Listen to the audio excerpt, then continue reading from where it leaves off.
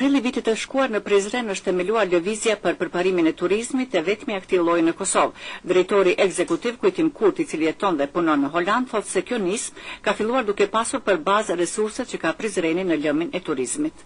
Dashuria e madhe për vendlindjen dhe vetë qytetin e ka shtyrë mërgjimtarin Kujtim Kurti, i cili jeton dhe punon në Holand, që ta promovoj turizmin e Prizrenit.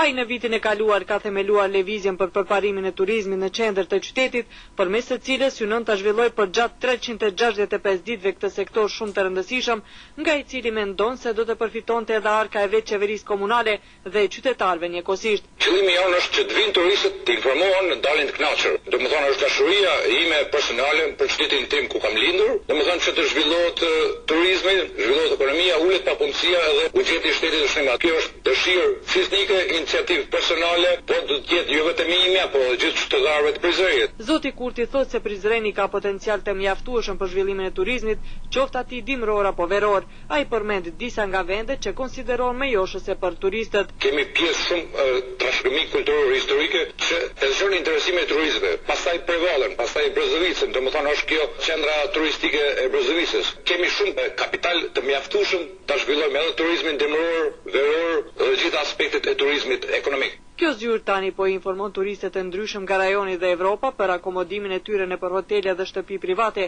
e në veçanti turistët që destinacion kanë këtyre ditëve të dimrit qendrën e skijimit në Brezovic. Lëvizja për përparimin e turizmit në Prizren është çdo ditë në dispozicion të turistëve dhe të gjitha shërbimet kryen falas. Madje ajo luan edhe rolin e ciceronit tek turistët e huaj që dëshirojnë të njihen më shumë me kulturën dhe historinë e këtij qyteti të lashtë. Për Radio Kosovë nga Prizreni, Valbona Musliu.